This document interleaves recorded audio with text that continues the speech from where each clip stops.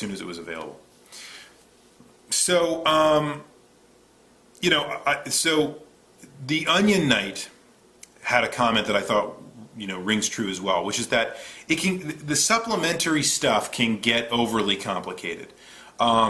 It could also get overly supplementary into a point where you really don't need it, right?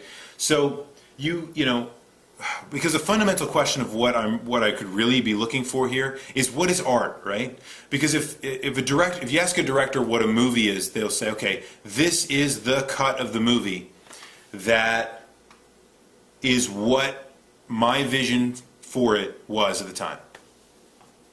And then maybe they reinterpret it years and years later, and there have been special editions that have come out of classic movies or even not so classic movies, where, there's been additional footage or a different cut of the film in order for people to have a different level of enjoyment with it, to see maybe a different vision for the director.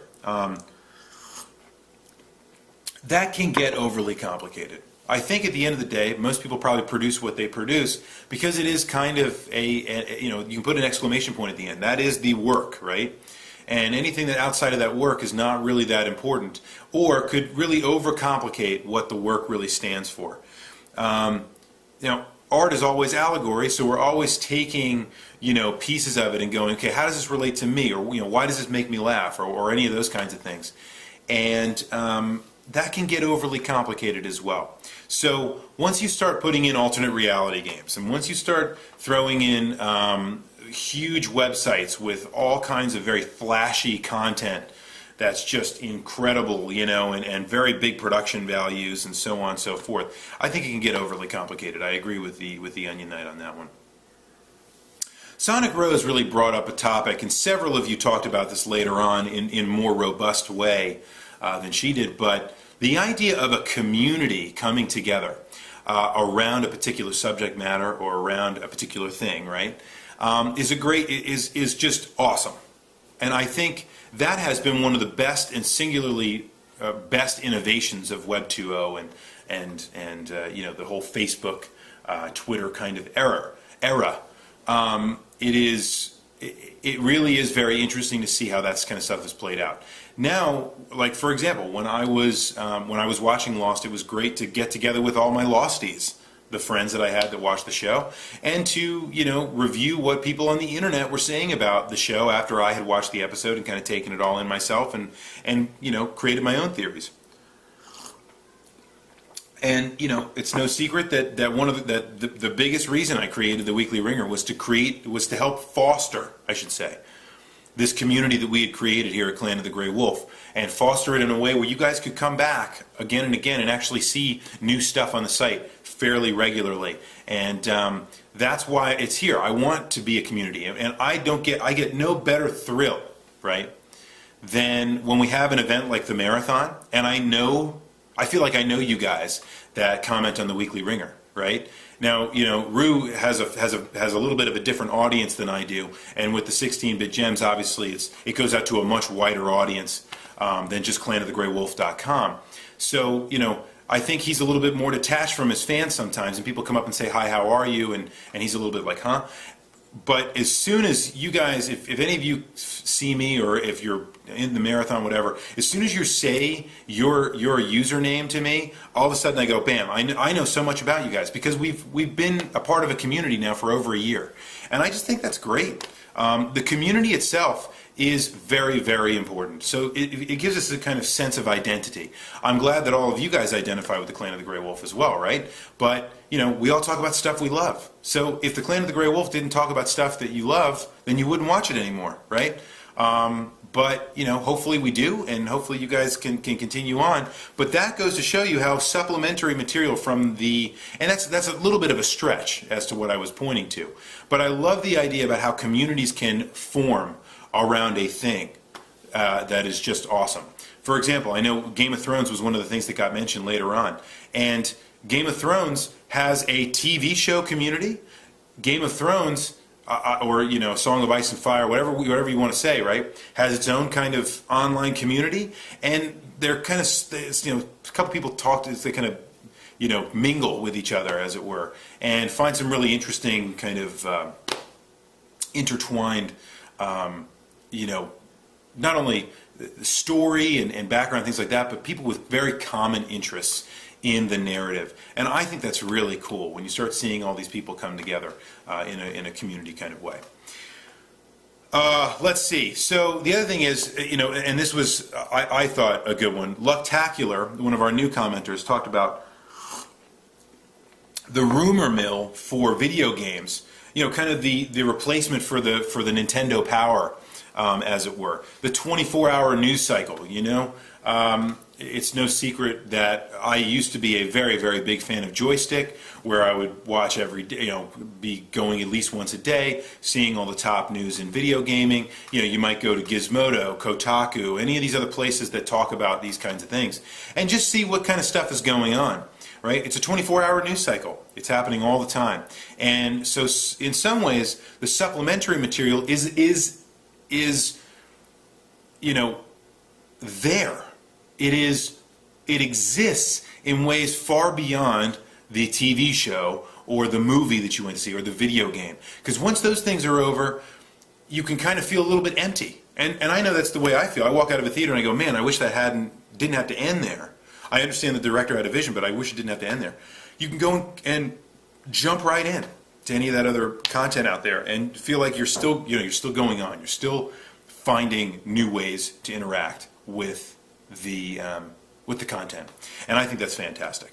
So great contribution, Lucktacular. Silverblade 18 kind of nixed the whole thing and gave a very different interpretation, and one that I think is very much deserving of mention, and that is, just give me the content, guys, right? Let me see the film and let the film speak for itself. Let me see the TV show and let the TV show speak for itself. And I don't need the wiki, and I don't need the movie website and Twitter feed and Facebook page to be a place where I go learn about what's happening with the movie. Let me just go see the movie and really find out what it's all about. And you know what? I have a lot of empathy for that position. As I say, I'm not particularly artistic, but for someone that is an artist who does this for a living, I would imagine they do kind of have those boundaries around where they want to see things start and stop. And but I think on the other hand too, one of the things I saw at PAX was, and Kurt Schilling was on the panel, for example, for the future of online games, and he was talking about he loves the idea that there are wikis out there, that there are all these kinds of communities that come around, because it really drives people toward the game. It can even help drive people like me that might not want to play an MMO, because I can go to the wiki and I can kind of figure out a build that will help me work quickly through a game, because I don't have a lot of time to spend. I got to be shooting videos for you guys, right? Anyway, I think it's a very good position, and I'm not saying I disagree with it, even though I know that many of you are very into the supplementary content. I think Silverblade 18 says it's really not necessary. Just give me the content, just give me the thing, and I'll be fine with that. All right, so now it's time for me to tell you what I think. I think that it's fascinating in many ways how the stuff that surrounds the things we like have really penetrated and permeated the things that we like. I think there's no doubt in the world, again, going back to Lost, it's just my best example, guys, I'm sorry. But the community that surrounded Lost was almost made it so much more big and so much more real and so much more large than the scope than the TV show ever really had, right? So the TV show is great, and I've actually gone back and rewatched some of it very recently, and I thought, man, this is great. But it's not the same as it was when I watched the show first, and everything was kind of being unraveled, and there were alternate reality games, and people were on the internet just saying, "Oh my gosh, here's what's happening here. Let's all talk about our theories. How can we build this around the show?" And so, it's great. I love it, but at the same time, you kind of start walking through it, and you go, "Man, this isn't as cool as when the stuff out there was so impacting the TV show that we were all just sitting there biting our fingernails."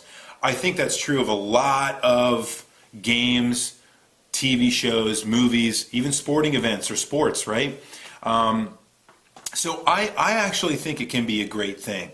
I'm not saying it always is, and I'm saying it's definitely not necessary, But I'll be honest with you guys, I started to think about this when I asked this question. I started to think about, why, if I'm going to go watch a show now, I almost have the expectation that all that other stuff is going to be there, and I kind of count on it if I'm going to be honest, right? So you go and you watch, even something simple like Mythbusters, for example, and then you see like 3/4 of the way they always run that little teaser ad that says, oh, hey, for more Mythbusters, go to discoverychannel.com. So it's like, for people that love the channel, or for people that love the show, they can go interact in other ways. It's almost like you're expecting that now.